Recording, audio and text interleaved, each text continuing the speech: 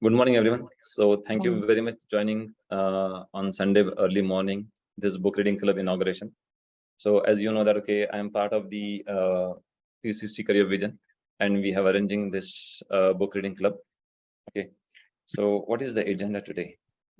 So today we are going to speak about a brief introduction about the Career 360 Career Vision. Then we will see why we have started this book reading club. Then we have the inauguration speech by Kaushik Mujumdar. Then we have certain distinguished guests, okay, as well. And we can say that their presence is a blessing for all of us. And then we'll see how we are going to run, how we are going to function this BRC. Then what actions we are expecting you to take from the members who are going to participate in the book reading club. So this is high level agenda. We'll try to finish by 10 past 10. Okay, so it is going to be 1 hour of all of you with us. Great. So a brief about 360 Career Vision. So it is the NGO who is working in the field of career counseling and education. We are working with the students, freshers, and the professionals as well. So we have been guiding to students who are coming after 10, 12, then freshers who are trying to acquire a job, then professionals who are trying to change their profession, who are trying to change their streams like IT to BPO to IT, and who wants to jump from commerce or arts as well, who wants to join the IT field. So we have been assisting with them. And we are helping the professionals who are feeling the career crisis or the mid-career crisis as well. Okay. Then till now, we have delivered around 75 lectures, and we have guided hundreds of students and the professionals. So this is brief about the 360 Career Vision. Okay. Then why we started this BRC? Actually, this is not the first BRC we have started. In the COVID time as well, we started the BRC, and we got huge response over there.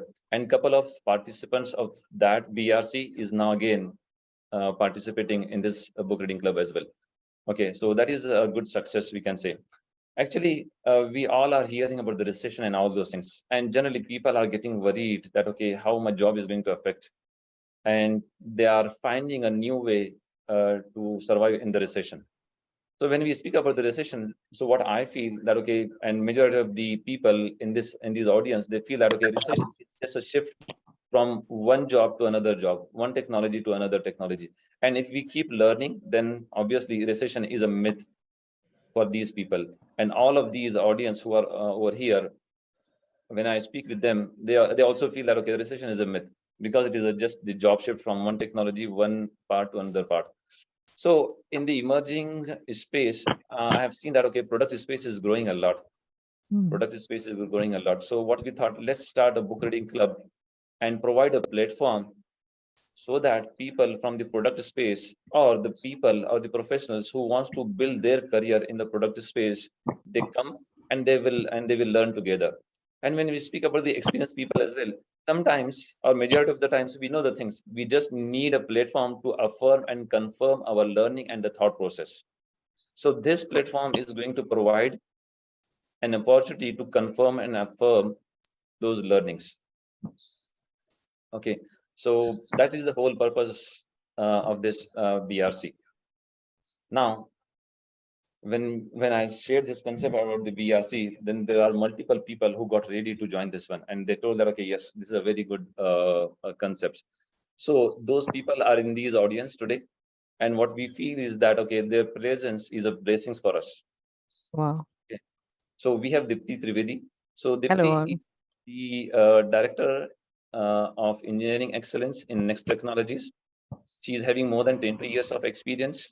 She is managing enterprise agile transformation, and she is SPC as well, Safe Program Consultant as well, for so many professionals. So that is the Aspire, that is a team certification, and Dipti has that certification, and she is part of our group, and she has been the part of the first BRC as well.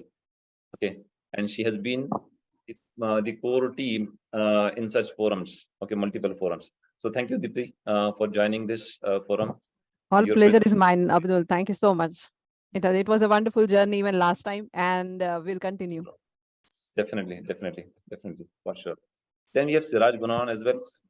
I think today he's traveling just now. Yesterday he was available. Suddenly he has to travel to Middle East for some work. So we always speaking the people who started a company and got grown very to a huge extent. So if I see Siraj Gunwan, he also started a company from a small place, and now his company got listed in BSC. So he's one of the ideal for us. So if we need any help, so we can reach out to him. So he's the VP and the founder of the Octavia Technologies. Thank you, Siraj, for helping us and for promoting us to start this book reading club. Then we have Imtiaz Kazi. Generally, we hear these stories, right? A small company got acquired by a big brand. So whenever I hear those stories, this name comes into my mind, Imtiaz Kazi. He started and he was the core part of the Amber Engineering that got acquired by Nokia. So, and he is also a postgraduate from ISC Bangalore. He started he is running a couple of startups. So thank you, Imtiaz, for joining this book reading club. And again, your presence is blessings for us. Then we have Amit Godbole. So if we speak about the networking, then Amit Godbole's name comes into my mind because he's running the Product Tank APAC coordinator. He's the coordinator for the Product Tank APAC, and he's a product manager and a consultant in the product space. His events. Good morning. Yes, Amit, thank you. Yes, because Amit is arranging multiple events in Pune and across India in APAC. And if we want to improve our network in the product space, he's the go-to person. I request to join him on the LinkedIn and attend his product community discussions. So this discussion is also inspired by him. Okay, thank you, Amit, for being part of it. Thank you so much. Thank you so much. Then Alok Hoda. So if we see, Alok Hoda was my manager in Wipro. Okay, I worked with him. So Alok is a person who is not even excellent in IT in the delivery, but also he's a great person from whom we can take the lessons of life, friendship, and work-life balance. He was so senior in Wipro, but still, whenever anything comes to about any aspect of the life or the career, he's always a go-to person. Okay, so thank you, Alok sir, for joining this discussion. Then we have Rahul and Shiva with us. Rahul and myself work in IBM together. He's really a fantastic person. He is expert, or we can say that okay, he's the champion of agile transformation at the enterprise level. He's again a safe program consultant. He is also involved in such kind of multiple forums. Thank you, Rahul, for joining us. Okay. Thanks, Abdul. It was really nice to connect back after long years. We have been having conversation. This is an opportunity to connect back with so many like-minded people. Thanks for the opportunity. That's correct, Rahul. Thank you. Thank you so much for coming to this one and being part of the book reading club. So whatever I'm sharing over here, I have their LinkedIn profiles, their standard profiles, but I'm not going through those standard sentences, okay? Because I have a direct connect with them, I have personal connect with them. So I'm sharing something which you will not find on the LinkedIn, okay? Then we have Mushtaq Khan. So this person was there for a long time in Middle East, but he came to India and he started a couple of startups over here. So if you want to start any startup, then I will say that okay, he's the go-to person because he is helping multiple startups to set up in India. He knows all the legal process. He is very kind of expert, we can say, setting up the multiple entities. Okay, and he's also kind of a very humble person who is always helping others in professional and personal careers as well. Professional careers and the personal life as well. Thank you, Mushtaq sir, for spending time with us. Thank you, Abdul. Appreciate inviting me for this session. Good luck. Thank you so much. Then we have Khizar Sheikh with us. We always a dream to resign from the job and start a startup. This person resigned from his very nice job and he started a startup. Okay, so he's also again one of the ideals when we speak about designing a job and starting a new company. Now he started a startup called as the Apsis, and he's leading he's India head for that one. Okay, thank you, Cesar, for joining us. Thank you, Asibai. Thank you very much. Then obviously we have a person, Kaushik Mujumdar. So if you visit his LinkedIn profile, so you can find that, okay, he's a great person. He's a director at FinLabs India Private Limited. He's also co-founder at Kinsogi Private Limited. It is a boutique consulting company, very rare startup who is working in the boutique consulting. Okay, he is the he's the ex-managing director for the Principal Global Services as well. He is a speaker at multiple forums like NASCOM, CNBC, TV18, and the different academia as well. Thank you, Kaushik, for joining this one. We would like to hear a couple of minutes from you. Hey, my pleasure. It's a very nice forum and amazing people to be together with. So thank you for inviting me. Yes, over to you, Kaushik, to share something about the product-related things, some guidance from you. Over to you, Kaushik. All right. I'll try and share my screen now. I hope that is okay. Oh, it says You're muted, Abdul. screen sharing is disabled. Abdul, you are mute. Yes, Kaushik. Sorry, I'm on mute. I'm making you co-host. Okay. Okay. Yes. I enabled that settings. Hope you are able to present yours. I think I will be able to now.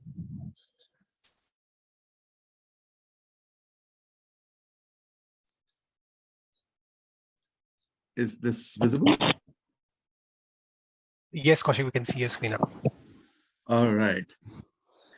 Well, I mean, Abdul had already told me, but now that I've got an introduction about everyone here, I realized that the original topic is definitely not what I wanted to talk about, the product management mindset directly, as you all know what it is. So you come from those places, you have been into those successful areas. And that is the reason I actually changed it a little, or tweaked it a little.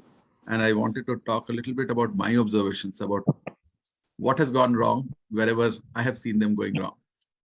So some of those examples, experiences is what I would like to share. Not a lot of time I would like to take because, again, I mean, this is a forum of experts, so I don't have a lot to talk about. But generally sharing my experiences. So it'll be great if people want to just pitch in and talk about their experiences as well as we talk. All right. So I think my first observation is that there is less really to talk about here. A lot more that actually needs to be coming from within. That's an interesting thing that I observe when I see this space, when I think of this space, product management product management mindset. What I really see is there is a lot of information that is available. I see a lot of very successful product companies. So there is really not a question of anything new that we need to talk about, anything new. People really know. It is most of the times it is just a question of have we understood it, have we internalized it, have we implemented it. So that's really the focus. So my feeling is when I'm focusing on the discussion today, I'm focusing on where things have not gone well. So please know that whenever I'm talking about something, it is not about everyone. It is only about those that have not done something right or where I have seen something failing. And we will talk about those things only.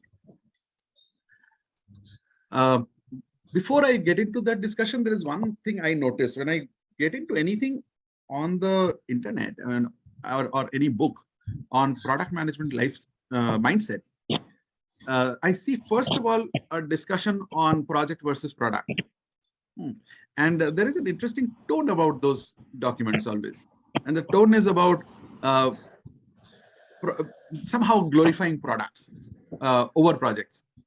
And I'm personally not a big proponent of that. I don't think we need to glorify one over the other. Both have their own complexities, both have their own characteristics.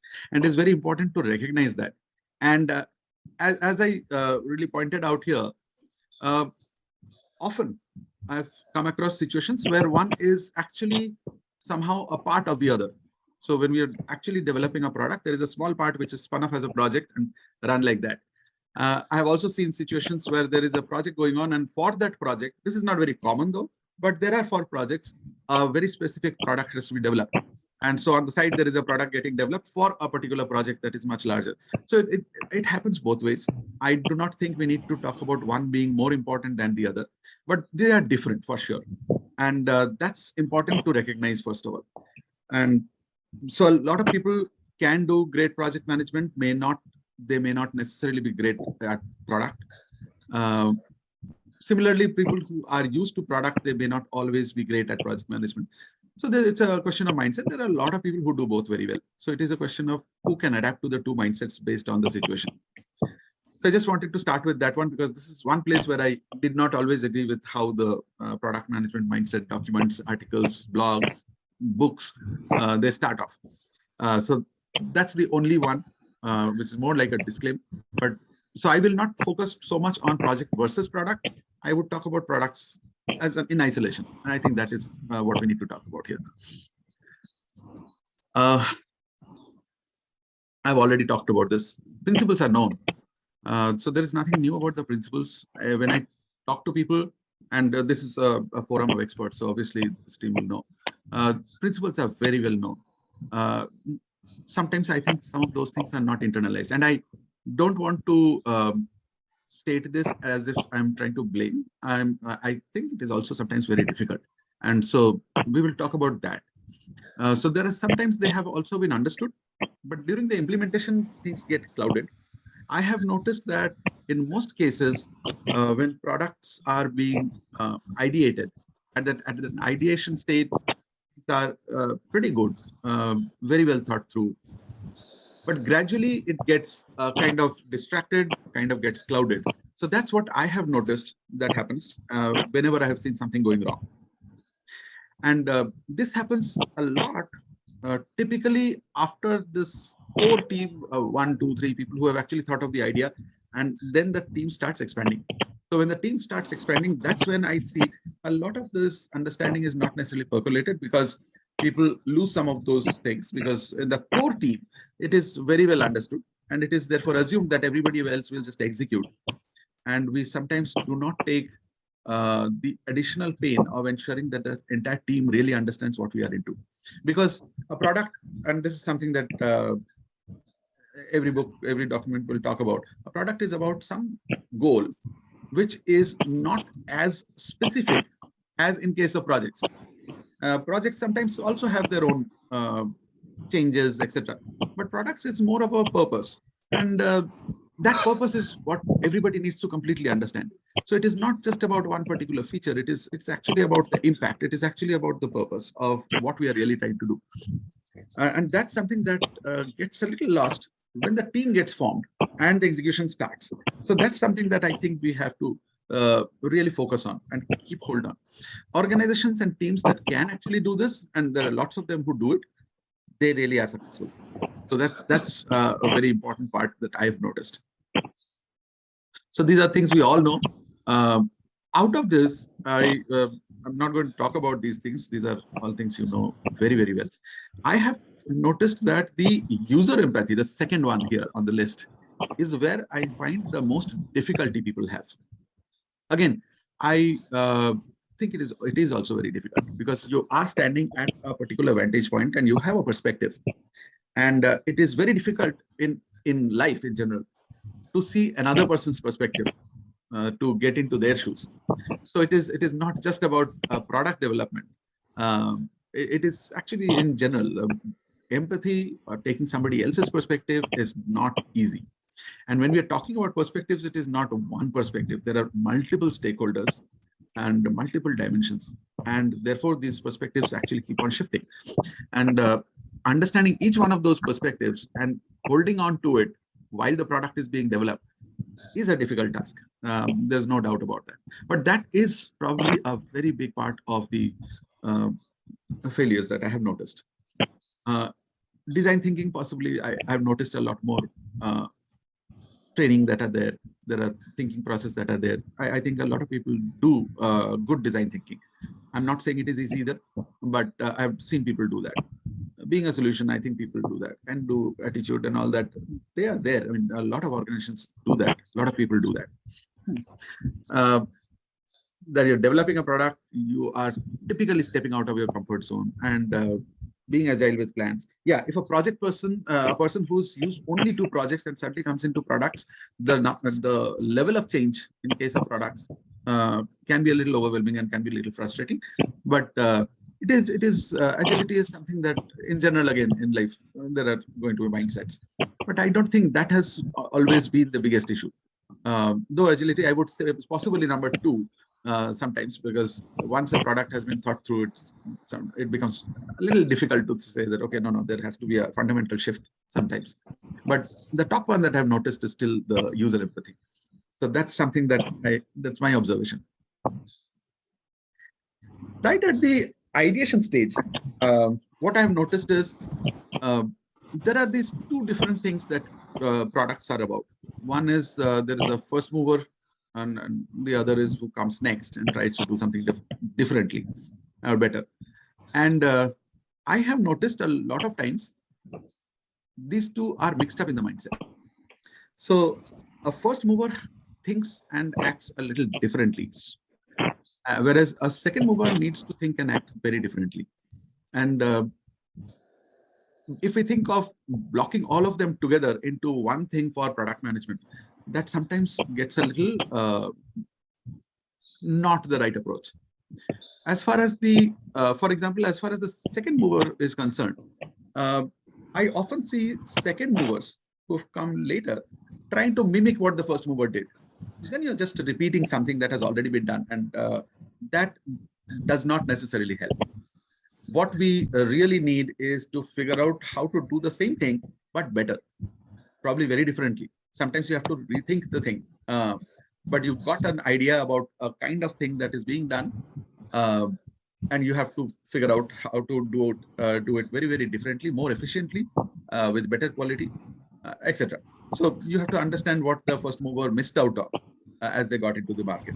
The first mover has a great advantage of going into the market first, so people are not they don't have a competition at that point of time. But the first mover has no understanding of the reaction of the market until they have actually launched it.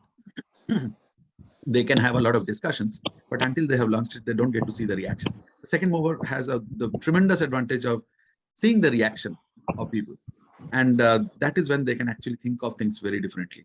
I don't think we necessarily analyze always, are we a second mover and therefore are we thinking like the first mover, even though we are a second mover? Or if we are a first mover, are we thinking like a second mover and trying to understand things which a second mover would know, a first mover will actually never know? So let's move ahead and figure out other ways of doing things. I've seen this being one thing that is not always handled clearly as different. Size of market. This is one thing that every product organization does. So we go ahead and identify what the size of market is for this kind of an idea, for this kind of a product. I think when we do the interpretation, there are certain assumptions that we make. I'm not saying this is incorrect to think of the size of market or the calculation for the size of market, for marketing, for sales, for all kinds of things. I think it will be very, very important to understand the size of market. But we all know that we talk about a much larger market than we immediately think of when we're talking about selling the product or reaching the product reach. Now, when we are talking about a market whose size is much bigger than the initial impact, the risks that come in are that there are parts of the market which will look and feel and react differently from the others. And this is one mistake that we make sometimes, that we put the entire market into one bucket or a few small buckets. Whereas I think there are a lot more buckets that in reality there are very often.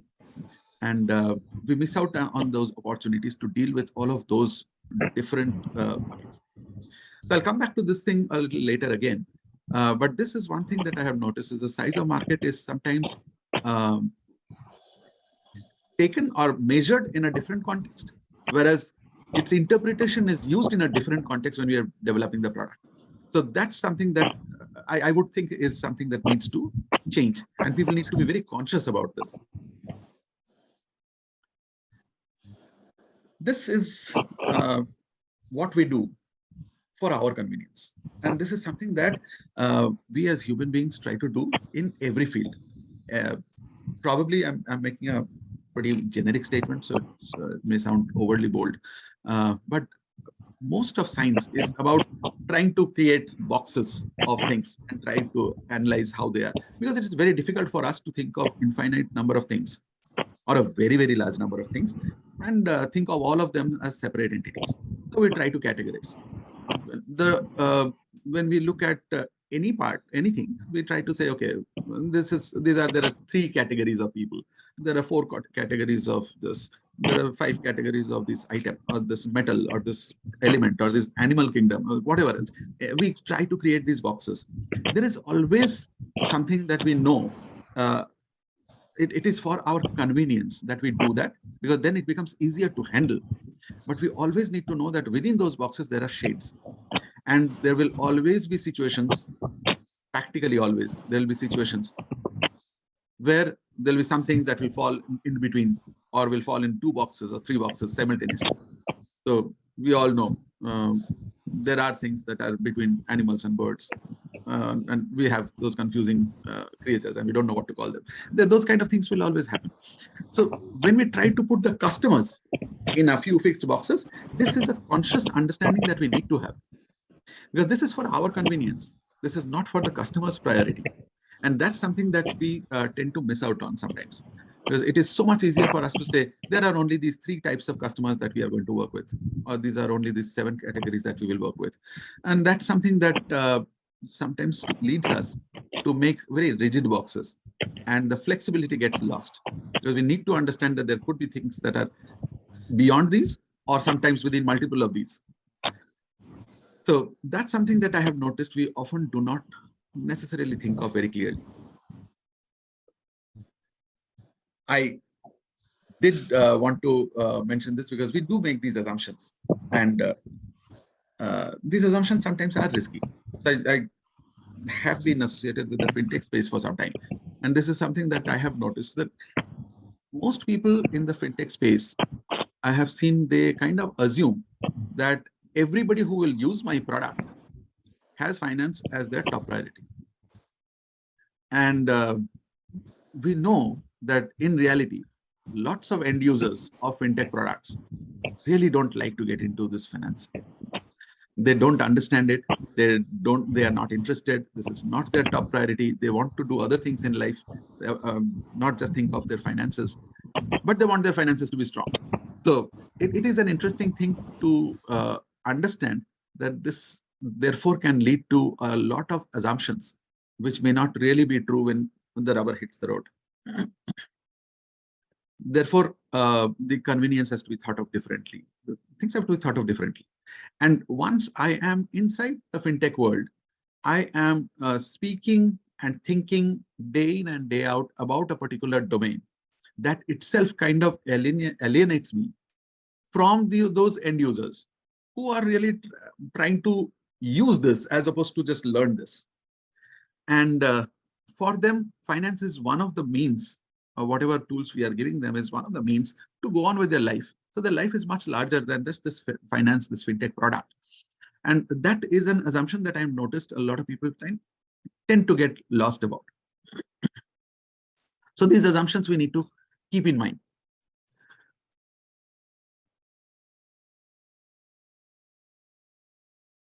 We all know this, and this is not something new, but I still just put this up because I have also noticed this. Then we go and start talking to people. Finally, a product is done. There are people in the team who are going and talking to their customers and users. We suddenly start selling all our features, and we don't necessarily talk in terms of their need. This is a very common problem. This is a very common topic for sales in general. So I'm not going to spend too much time. We all know about this part, but this is something that does happen. And I'm putting this up because I'm talking about the perspective, holding the perspective. Because the moment I'm doing this, we are actually coming from our perspective, who's developed the product, and not from the customer's perspective, who actually needs or probably does not need a product. That is what we need to be really, really be careful about when we are working on a product overall.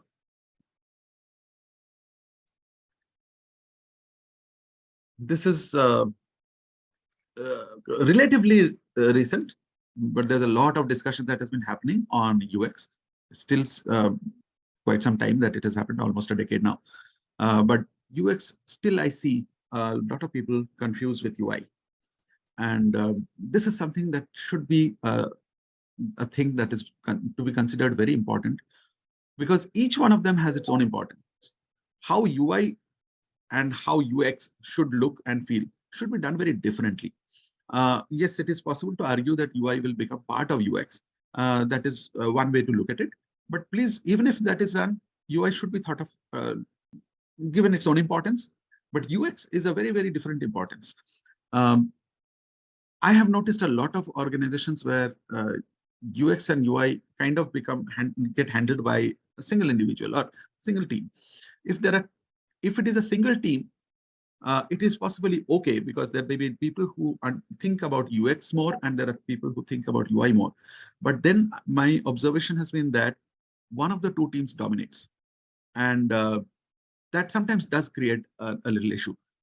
And again, in my mind, if UX dominates, I have noticed they are a little better off. If UI tends to dominate, then it can actually go wrong. And I've seen failures happening because UI started to dominate a UI and UX discussion. And that's something that we need to really be careful about how we do this. It doesn't look good is not the correlation that I see when I think of products that have been successful in the world. So it has not necessarily been about the most beautiful thing that people have bought. People have when they buy, they usually give more importance to how it works and how easy it is to work with, how easy it is to understand it, etc., as opposed to how beautiful it looks. And but at the same time, I also know a lot of people who will come and say, this just does not look good and I don't like working with this. So they have their own importance. And I think it is important that we don't mix those two up. And when we are actually working on the product. The next thing I wanted to talk about is, apart from principles, is how the team is formed. And I'm not going to speak a lot on this one, but just a few things. But as I was started with, I mentioned this, that I have noticed that the ideation phase, a lot of things are fine. But as the team gets formed, that is when things start going wrong. Therefore, I wanted to spend a little time on this team's piece. First thing, I know in a team, this is a very, very important role. This usually is the first set of people that come in, the domain specialists. They understand the market, they understand the customer, they understand how it is. But frankly, when we say they understand the customer from their perspective. And that I have noticed is a blind spot often some specialists have. So domain specialists are very good at understanding the overall market, but they do not always necessarily have the understanding from the customer's point of view very well. I've come across just a large number of domain specialists who have this kind of a blind spot. I think it is very important for us to understand that this is another skill. So when we are talking about a team where there are domain specialists, I hope that we are putting in someone who looks at it from the customer's perspective and keeps that in mind.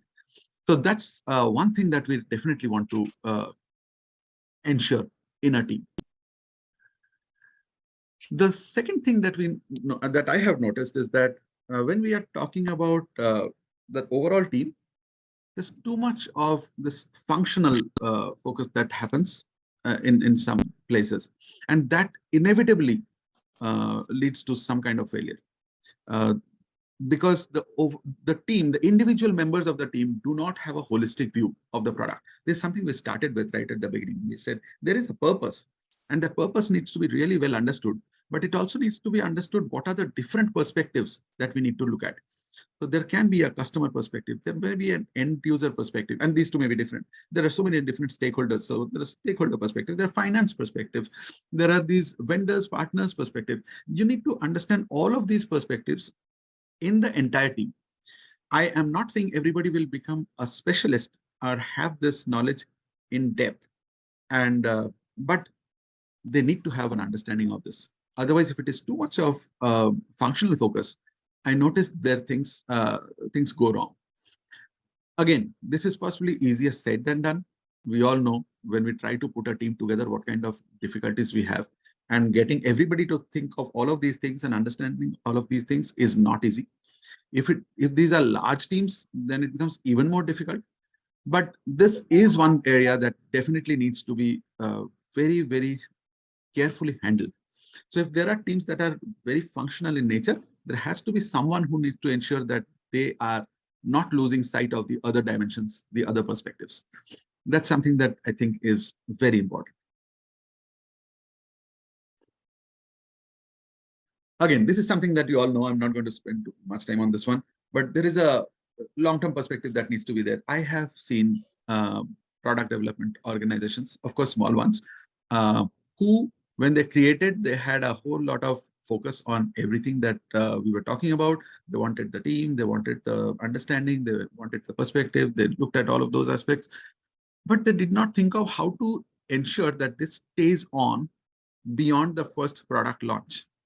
And so there is somebody who had the knowledge and they have left the organization. There are people who had the perspectives, they've left the organization. New people, when they came in, the knowledge transition was not good enough. Not everything is as well understood as the original team was. And gradually the team starts showing a lot of shakiness about what really was done at the beginning when the product was started, or the development process was started, or the ideation started, or even the first round of execution, prototyping, whatever. I've seen this gets lost. So this is a perspective that we all know. So all successful product organizations I've noticed, they have done a good job of this one. They know that there has to be a continuity of the knowledge and at depth. And it is not just the knowledge of a piece of code. It is also the knowledge of what was the perspective we had taken when we developed something. Because if that shifts, then we immediately need to know that we need to change. And that's a very, very important part. So this is one other area I would like to talk about. And then finally, coming to the mindset. And of course, I think this is where most things are successful or not successful. This is true with the product, possibly a lot more, but this is true in every place. Any organization that you try to build, mindset is going to be very important. I'll try to focus only on those spaces which is relevant for the product development part. On the mindset, I have mentioned this already, so I'm not going to get into the details of this. There are so many different perspectives. Somebody needs to be clear that all these perspectives are taken. That there is a domain perspective, that there's a customer, finance, technology, regulatory partners, ethical. You can have a list of this, and you can say all of these perspectives have to be held on to. So somebody, a core group or an individual, has to hold on to all of these at all the time. It's not easy, but this is something that's very, very important. And if anybody wants to, because we are talking about a career shift here, so if somebody is actually getting into this space today, for them, it is very important to understand that this is going to be the most critical mindset that you need to have. If you don't have, it's important that you change that before you come into this career. So that's the first one that I wanted to talk about. How many different perspectives you need to have, and take a very long-term view on these things, because product is not just a one-time thing that you launch and you forget. That's not how it works. It is entirely within. So I wouldn't really talk about processes or technology or things like that. So it is something that comes from within. So it is very, very important that people who are trying to shift their career do an analysis of how they are. And it's important to understand this, have a very good self-awareness before you get into something like this. Self-awareness is, of course, an important thing for any career that you choose. Here again, it is the same thing. So you need to understand what you are really good at. If you don't think that this is the kind of person you are naturally, and it may be difficult for you to switch, then it is not a good career option for you. So anybody who comes and says that I want to come in, I'm sure you are going to give them this advice that this is not the right thing if you cannot think of all of these things. Bias. Yeah, in my mind, after this, the bias is enemy number one. And that's what I have noticed whenever I have worked with teams. There are lots of biases that we hold on to. And these are things that are very important to keep in mind. So one interesting thing I have noticed is there are some organizations, again, of course, not everybody, because some are very successful at this as well. But some organizations do take, or some teams do take a long-term view. But when it comes to results, they are actually, their metrics are not aligned with their philosophy or their principles. So they want short-term results. And that is an inherent contradiction. And it can actually create more chaos than helping the team do better. So we think in terms of milestones at times. We think of very short-term, what have we now got? And I'm not saying that in a product, there should be nothing that you will think of for some time, and things can go completely on its own. You don't leave it like that, but you need to know that there are certain results that you will not get within a short period of time.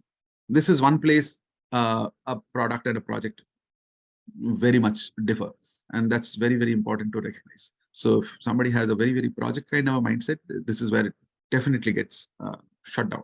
So it fails. I've noticed this one again as a mindset. We launch a fintech product. I've seen this happen. We launch a fintech product. An end user is having difficulty. And I'm blaming the end user for not knowing something, for not thinking the right way, etc., etc., etc. All kinds of things.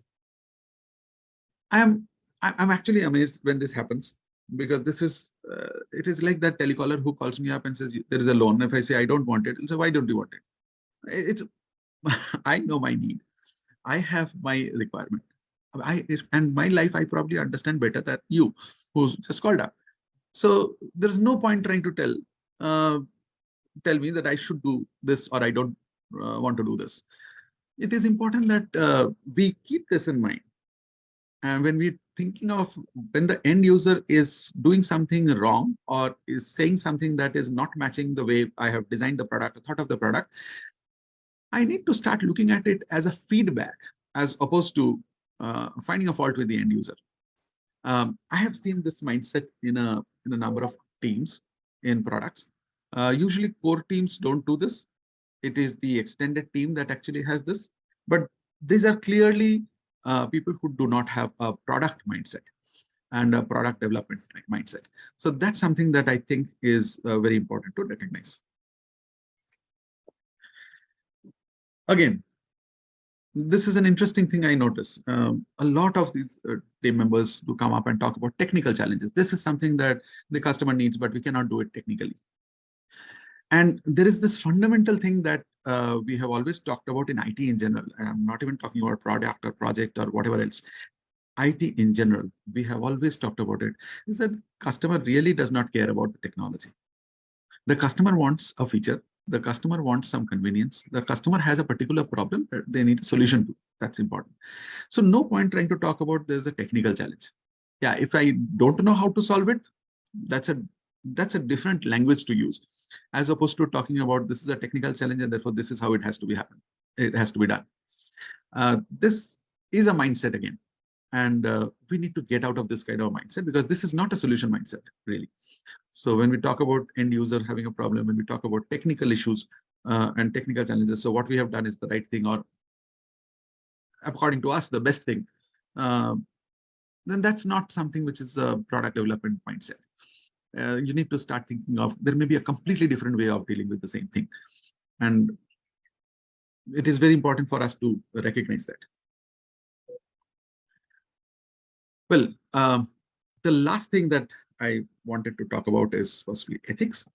And say, this is one thing that I sometimes notice, and this is not an issue in regular terms, but I do see at times there are people who look at the product and think of monetization. And that is when I have noticed a lot of discussions that start, and it gets very tempting to see how some data can be monetized, how some information can be monetized, etc., etc. And there may be other things also. I'm just giving one example. And I've seen ethical dilemma coming in. And it is very important for somebody to hold this piece very, very carefully. And I definitely wanted this to be there at the end to be talked about. People should be very clear and careful about that. So those are the three broad categories: how the principles are, how the team is, and what the mindset are. That I think I have noticed during my experience with product development. Thank you so much. I may have actually taken a little longer than I intended to, but thanks a lot. Questions, discussion, comments, very welcome. Sure. Thank you, Kaushik, for sharing your knowledge. These are great kind of points you have shared. So when you were speaking, I was trying to summarize your discussion, your points. So I tried my little best to summarize that one, so that audience also can get those points. Yeah. So do we have any question for Kaushik? Kaushik, I have a small question. So Ms. Nandan over here. As you rightly mentioned, then when we are building product for the customer, we want to do something good for them, and the customer might not be on the same wavelength, because maybe they are not very technical sound or financially sound if you are building a fintech product, as you mentioned. So how do we bridge that gap? Because we are always trying to service that segment of the customer. We want to do good for them, but at the end of the day, they might not want that in a holistic way. So how do we answer that kind of a situation? Yeah, I think, this is not easy. So that is why I talked about that when I'm talking about all of these things, it is not that people are consciously doing something wrong, but we just need to recognize the fact that people will have another perspective or another situation. In my mind, anybody who has had a discussion with a customer with an open mind, they have actually found solutions internally. So there are, I think, two steps. One is, first of all, understanding and acknowledging that the customer is not on the same page as us. Now, this itself is something that does not happen very easily. Very often we think that we are right, and maybe somebody in the team has spoken in the wrong way or something else, and the customer is not understanding. And so that is the problem. It is really not that the customer is on a different page. That's one kind of situation that I notice. But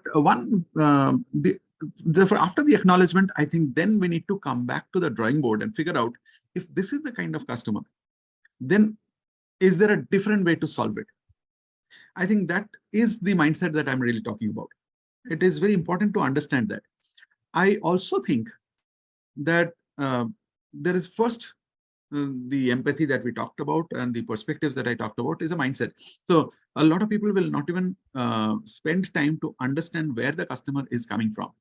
But if I'm actually a good product development organization or product development team, my first thing is to understand what the customer is really talking about and what is their world. I think that is a piece that is not always documented very well.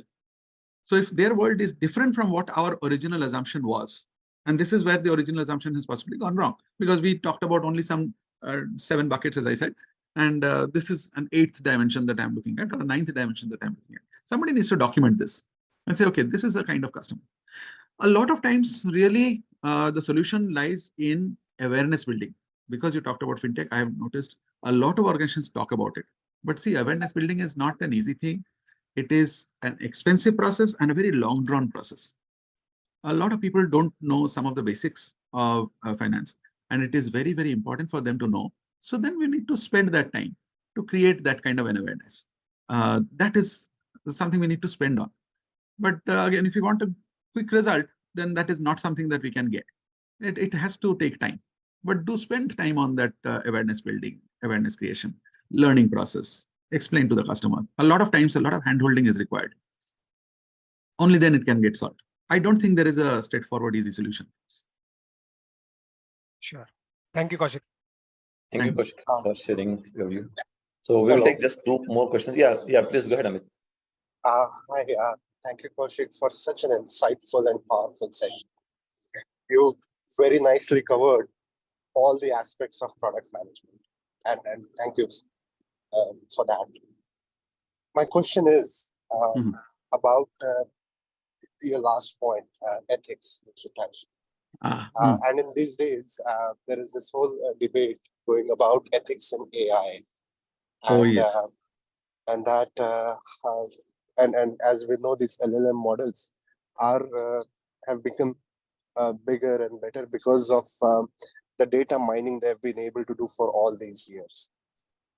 So my question is, how do you draw a boundary when sharing data, when building this ethical model of your product, and how do you? This is more of a founder question. That how do you draw, involve ethics in your product or service or an experience? Yeah, that's a whole session maybe on that.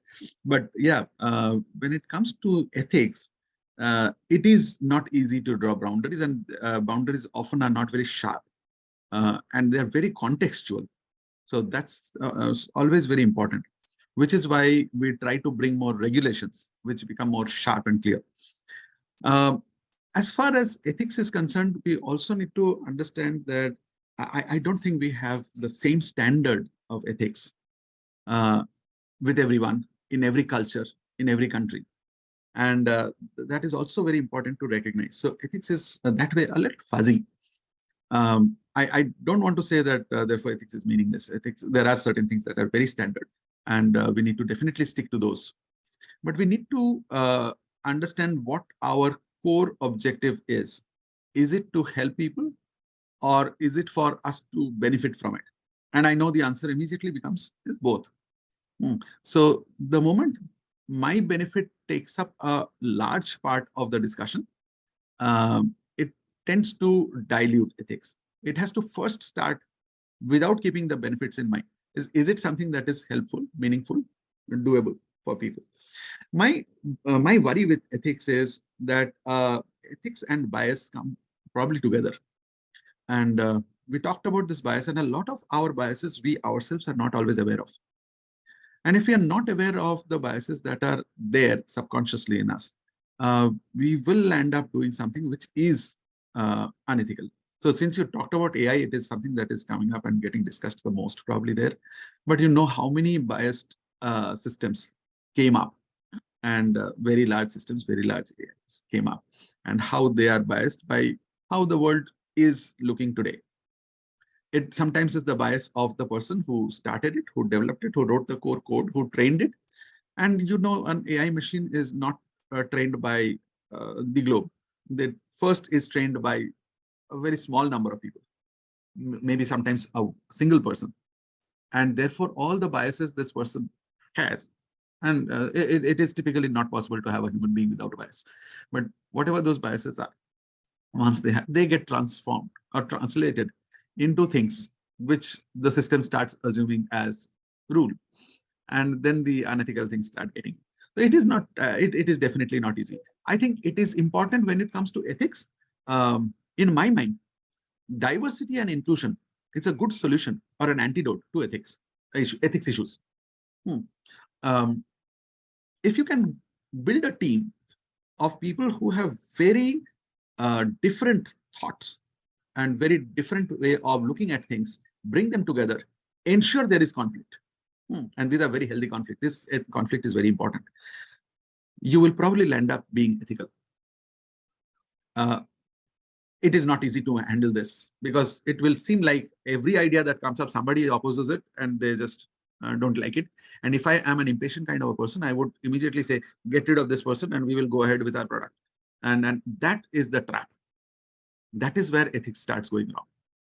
But diversity and I've talked about it in many forums that when I talk about diversity and inclusion, I don't just look at LGBTQAI as the context. To me, diversity and inclusion is much beyond that. It's a way of thinking. It's a way of thinking because thinking comes from life experiences. Okay, and therefore it is very important to understand how we have included people who have completely different life experiences and ensure that we encourage their ideas, we welcome their ideas, we think through their ideas. Even if it seems to me like that's a warped view of the world, it is another view. I cannot make a statement that that is a wrong view or a bad view. And that is, if you can do that in a team, I think ethics does fall in place. I see a number of comments coming in. Please feel free to talk about those. I don't need to be the only one talking here. No, I just wanted to add, from my experience and my learning from the society about the ethics, and you rightly said, the ethics is not not limited to the particular race or caste or society. So what understood, Kaushik, from my learning is that ethics all about open discussion and consider the multiple viewpoints while making any decision. So because every decision required engagement or the discussion from the human being perspective, and we only take the decision, not the machine. So you rightly said that if there is a human, there is a bias, right? Maybe some extent, you can't say I'm not a bias. So for that reason, I consider always during my discussion that it is all about, let's be open with all, let's be perspective, let's be receptive from the others, what they are saying, what is their viewpoints, and then make a conscientious decision.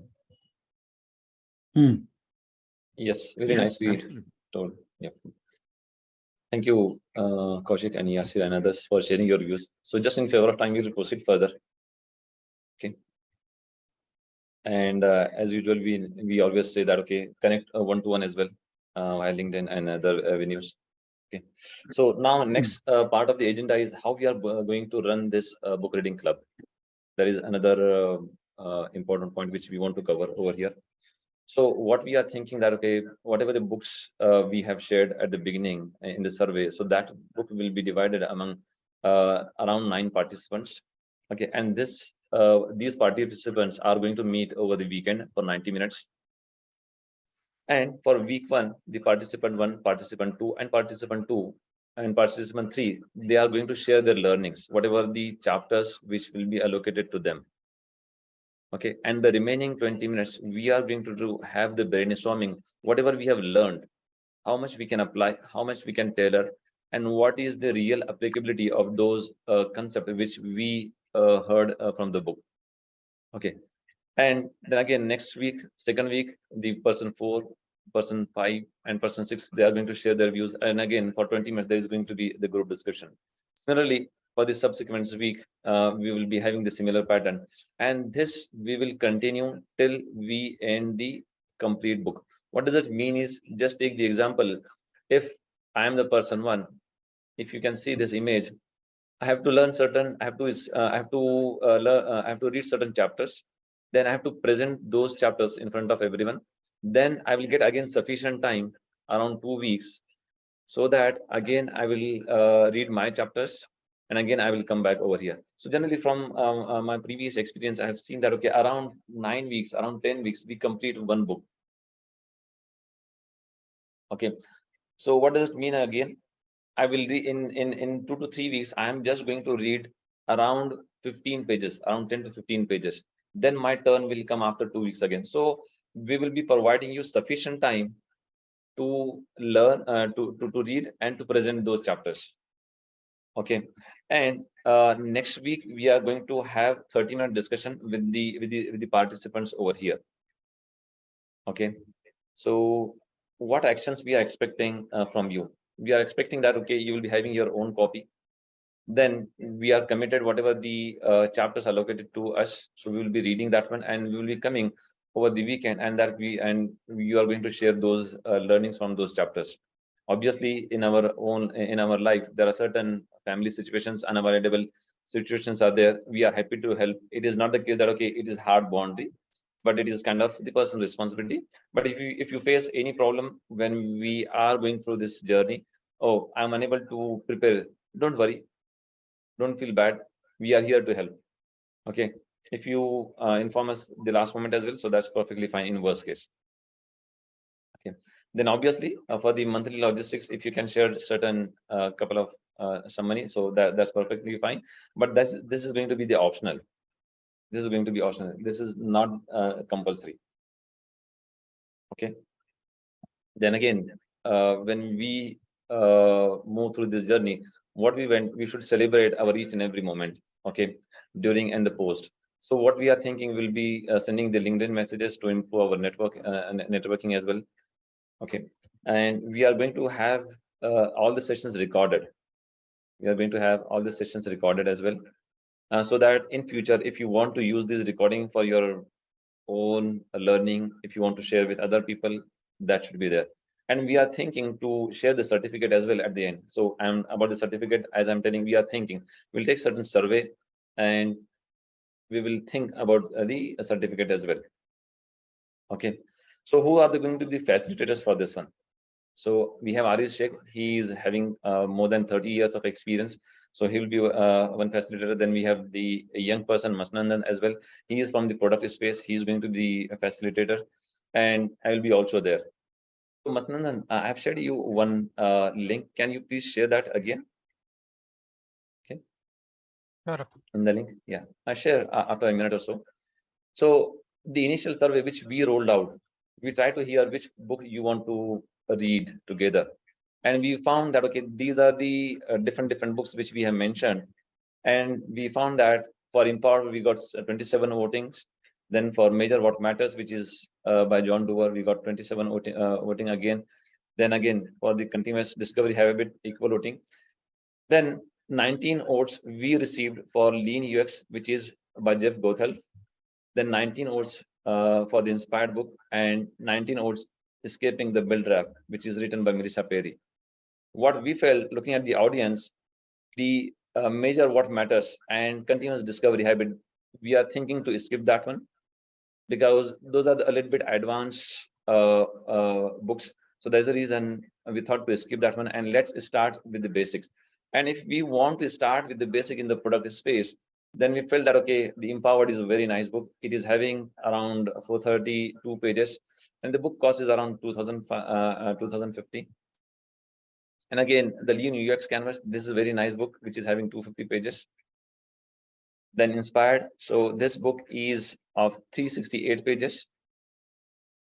And Escaping the Build Trap from Melissa Perry, that this book is of 200 pages.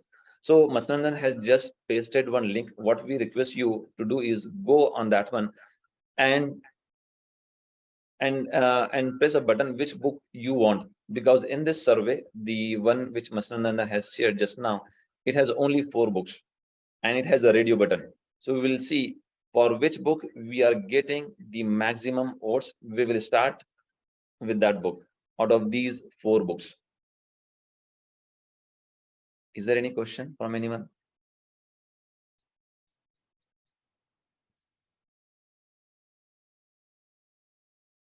Or we are going to run this book reading club? Any question? Because we are ending towards our overall presentation. Abdul, when you say weekend, it is going to be Sundays only, right? Sundays only. Sundays only.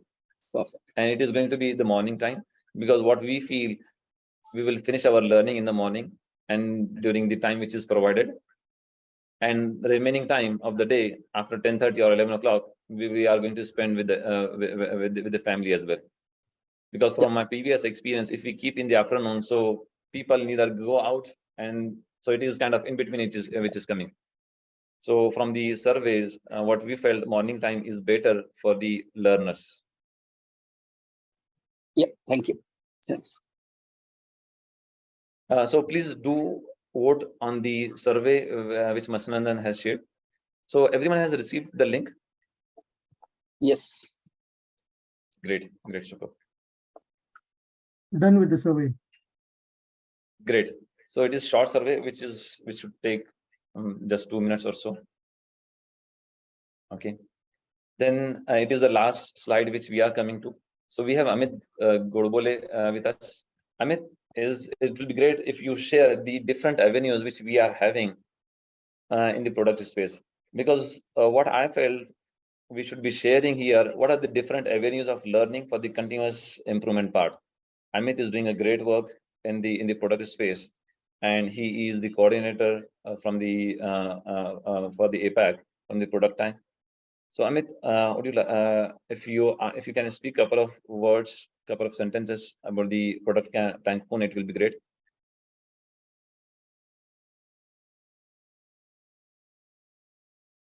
Okay, I think Amit is traveling. He is driving, so I don't know. He's driving. Yes, he's driving. Yes. I'm sorry, please allow me 5 minutes and I should be able to speak. Yes, Amit. No issues at all. No issues at all. So in favor of time, I will cover, as I was telling, Amit is arranging multiple face-to-face meetups over the weekend. Last weekend as well, he has arranged one meetup. Okay, so we request you to join the product tank Pune as well, and you will hear multiple good speakers are there, and they are sharing great knowledge about the product related things. Okay. Abdul, till our friend, park his vehicle and then speak. I think Yes. I had to move on. Just want to take just 2 minutes. True. Yes, we will wait for him. Yeah, probably Yes, we all definitely. know that we are today celebrating the Father's Day this weekend, and I take great pride in the positive impact we are making for our children and their future families. Reading books is passionate for me, and I would say the reading books brings about numerous advantage for both physical and mental well-being, and it with lasting benefit throughout one life. So I think we can correlate the Father's Day, which we are celebrating today, as well as the impact on our life, throughout the life, on our life, as well as our kids' life. So Abdul, thanks. I feel grateful to have had this opportunity to join BRC. Listen to Mr. Kaushik, very insights on product development and management, and going forward, hoping more interesting topic we are going to cover. Least but not last, thanks Hasib once again. And I have to move on, Hasib. Great. Thank you very much. So I'm take your own time, because we respect your driving and still you are spending time with us. No, I apologize. No. So yes, I was looking forward to this, and it's so nice to have more talks, and to be in a company of such experts. I've been fortunate to work and be along with some of the best product managers, and I hope to share my learnings as we grow. Some of the books which I have learned or used in my early product management journey, of course, Inspired, Build What Matters. Build What Matters, and a few books around user mapping journey as well. And I would love to talk about those books as well. However, one of my pet peeves is these books that have been written are a little biased towards the Western audience, or have been written by authors who've seen product management in Silicon Valley. The Indian context is a little different, and we need books which are. We still need more product management books that are written with Indian context, or the way Indian product management development can happen. Thank you. Thank you, Amit. Thank you so much. Okay. Thank you so much again. When you're traveling, you're joining this one. Thank you so much. Great. So as usual, the last slide. Okay. So whose photo is this one? Not mine, okay? Just to tell you before you tell my name. So Edward Damien is telling, without question, there is no learning. So when we are going to meet again next time, we we encourage you to ask the questions as you have asked today. Okay, and we participate you in the book reading club. Whenever I think I will request you to have your time for this one. Okay, and again I thank you to you all for coming to this session and encouraging us to start this book reading club, and we are looking forward to connect with you again. Okay, thank you so much for coming over the weekend, the morning, and attending this discussion. Thanks, Abdul. Thank you so much. Thank you, Abdul. Thanks. Thank you. Let's Bye-bye. look forward for a wonderful journey together. Definitely. Thanks. Thank you much. for It was arranging all very this. nice to connect. Let's also connect beyond this. So we'll keep in touch. Definitely. Yes. Yes. And we are going to send another invite for next Sunday. It is going to be just for 30 minutes to see where we stand. Okay. It's just going to be for 30 minutes. And after that week, we are going to start the actual book reading club. So we are giving you a couple of weeks to purchase that book and prepare for that one. And you will hear the chapter allocation from my side as well. Okay, in next 2 to 3 days max. Thank you. Okay. Thank Thank you you so much. Have a nice day, everyone. Thank you, everyone. Thank you. Thanks. Thank you. Bye-bye. Thank you. Bye-bye. Thank you. Bye. Bye.